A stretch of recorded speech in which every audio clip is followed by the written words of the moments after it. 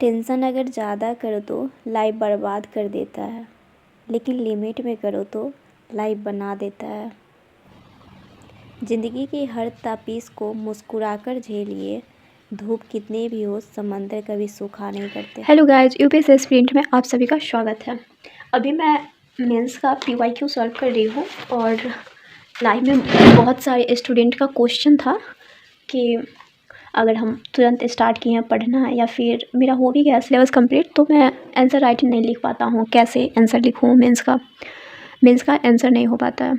मैं उनसे कहूँगी कि स्टार्टिंग में सबको प्रॉब्लम होता है। कोई पढ़ना इजी है, उसे समझ लेना इजी है, फिर उसका एमसीक्यू टिक लगाना भी इजी है, बट जो पढ़े उससे क्वेश्चन और लॉन्ग क्वेश्चन अपने लैंग्वेज में लिखना ये है हार्ड थोड़ा। बट इसको स्टार्ट कैसे करें? स्टार्ट करना है, आप अगर हिस्ट्री लिए हैं, मैं ये पीवाईक्यू लगा रही हूँ, बीपीएससी का है क्योंकि अभी बीपीएससी का एग्ज़ाम है। अगर मैं मॉडर्न हिस्ट्री पढ़ा, मान लेती हूँ रिवोल्ट ऑफ 1857, इससे कोई क्वेश्चन आया तो मुझे अगर मैं स्टार्ट नहीं की हूँ तो मुझे क्या करना चाहिए कि पहले मुझे रिवोल्ट ऑफ 1857 पढ़ लेना चाहिए एक चैप्टर, और उसके बाद मुझे गूगल करना चाहिए कि इस चैप्टर से कितना पीवाईक्यू आया है क्या क्या, और उसके बाद क्या करना है कि उस पीवाईक्यू को खुद से लिखना है स्टार्टिंग में, और कि मैं क्या क्या पढ़ा हूँ। और उसके बाद फिर एक बार लिख लेने के बाद, मैं जानती हूँ कि फ़र्स्ट टाइम आप 2 पेज नहीं आधा पेज ही लिखिएगा, और आप एक यूपीएससी बीपीएससी का कॉपी आता है वो भी यूज कर सकते हैं, या फिर आप ऐसा पेज यूज कर सकते हैं, क्योंकि आप वो लाइनिंग वाला पेज नहीं लीजिएगा, क्योंकि पहले से आदत बनाना है ना कि ऐसे मैं सीधा सही से लिख पाऊँ इस पेज पे। तो यहाँ से स्टार्ट कीजिएगा और फिर आप एक टॉपिक पढ़ लीजिए, और पढ़ने के बाद उस टॉपिक का गूगल कीजिए पीवाईक्यू क्या क्या आया है, और फिर उसके बाद आप क्या कीजिए कि आप लिखिए। मानती हूँ कि कोई एक पेज लिख पाएंगे खुद से और कोई आधा पेज लिखेंगे जितना पढ़े हैं उसमें से। उसके बाद आप गूगल का हेल्प लीजिए और देखिए कि उस टॉपिक पे और क्या क्या लिख सकता हूँ, फिर उसको आप खुद गूगल से नोट कीजिए देख कर ही।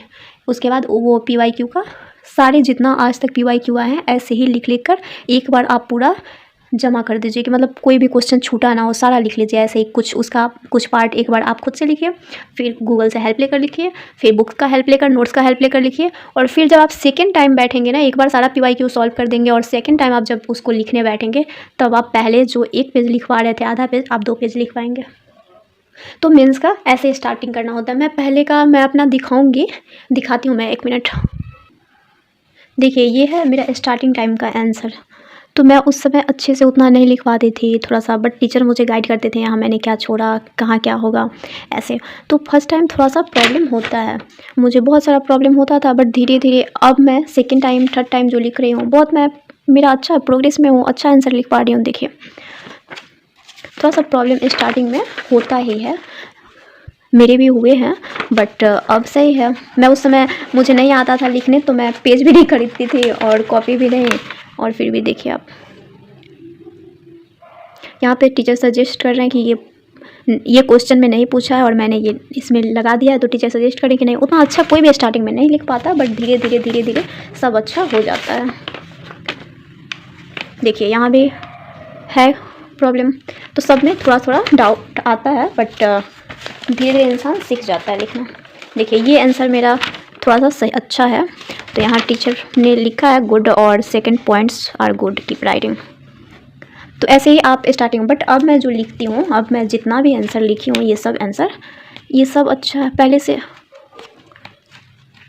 इसमें कोई कमी नहीं है। तो आप एक बार जब स्टार्ट कर देंगे ना, तो स्टार्टिंग में थोड़ा सा डाउट तो होगा ही और थोड़ा सा गलत भी होगा, बट धीरे धीरे वैसे ही जैसे मैंने बताया वैसे आप कीजिए और धीरे धीरे आपका हो जाएगा। और आप चाहें तो मैंने व्यूअर्स का भी, सब्सक्राइबर का भी वो ऑन कर दी हूँ कम्युनिटी पोस्ट, तो आप लोग भी चाहे तो उसमें पोस्ट कर सकते हैं, तो आप अपना आंसर पोस्ट कीजिए जैसे मैं करती हूँ, तो वहाँ पे चेक भी हो जाएगा, मैं भी देख लूँगी कि आप लोग कहाँ पे गलती की हैं, क्या छोड़े हैं, और मैं जो अपना आंसर राइटिंग पोस्ट करती हूँ वहाँ आप भी चेक कीजिए और देखिए कि मैंने अच्छा लिखा है या और उसमें इम्प्रूवमेंट की ज़रूरत है। और अगर मेरा कोई टॉपिक उसमें छूटा हो तो आप लोग मुझे सजेस्ट कीजिए कि यहाँ पे ये आंसर में छूटा हुआ है, तो मैं उसे और बेटर बनाने की कोशिश करूँगी।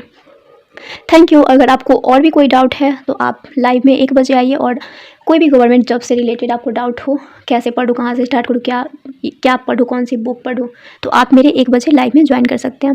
और अगर आपको प्रॉब्लम है आप अगर मेरे ग्रुप स्टडी करना चाहते हैं मेरे साथ, तो आप 10 बजे के लाइव में ज्वाइन कीजिए। वहाँ ग्रुप स्टडी होता है, क्यूज होता है, आप उसमें ज्वाइन कीजिए। आप दिन भर क्या पढ़ रहे हैं उससे क्वेश्चन मुझसे पूछिए और मैं भी आप लोगों से पूछूंगी। Thank you. आपको हमारा वीडियो पसंद आए तो प्लीज़ शेयर कीजिए और लाइव में ज्वाइन हुई और चैनल को सब्सक्राइब कीजिए, शेयर कीजिए। Thank you so much. Video को लाइक कर दीजिएगा। Bye bye, tata. और फिर हम लोग जानेंगे कि क्वेश्चन आंसर राइटिंग जो लिखते हैं उसमें क्या स्टार्ट कैसे करते हैं, क्या लिखते हैं। तो जैसे कि यहाँ क्वेश्चन है, ये इकोनॉमिक्स का मेरा है PYQ।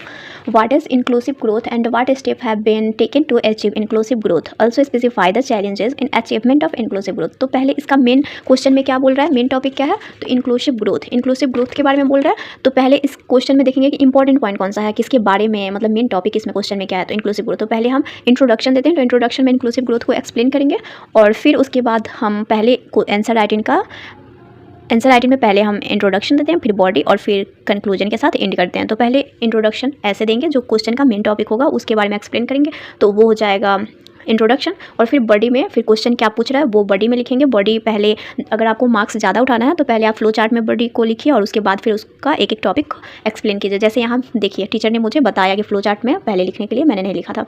उसके बाद मैंने बॉडी में लिखा, स्किल डेवलपमेंट एक्सप्लेन किया, एग्रीकल्चर,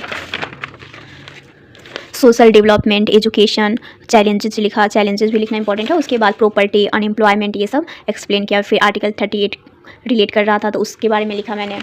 एंड देन आर्टिकल 38 मैंने ये कंक्लूजन, फिर कंक्लूजन लिखा आर्टिकल 38 से रिलेटेड, और तब मैंने अपने आंसर को एंड किया। तो ऐसे ही आप जो भी आंसर राइटिंग लिखिएगा उसमें ऐसे पहले इंट्रोडक्शन लिखना बहुत इंपॉर्टेंट है। उसके बाद आप उसके बाद बॉडी लिखिएगा एंड देन फिर कंक्लूजन से एंड कीजिएगा। और आप अगर पॉलिटी का आंसर राइटिंग कर रहे हैं तो आप कोशिश कीजिएगा कोई भी आर्टिकल से बॉडी ये इंट्रोडक्शन स्टार्ट करना, या फिर कोई प्रीएम्बल से क्वेश्चन रिलेटेड है तो प्रीएम्बल का कोई लाइन यूज करना। ऐसे ये सब इस तरीके से लिखने से मार्क्स थोड़ा ज़्यादा मिलता है। एंड बाय बाय, फिर मिलते हैं नेक्स्ट ब्लॉग में। और वो छूट गया था बताना कि बॉडी और इंट्रोडक्शन, बॉडी, कंक्लूजन कैसे लिखते हैं, तो इसलिए मैंने लास्ट में उसको ऐड कर दिया है। And bye, take care, bye bye, Tata.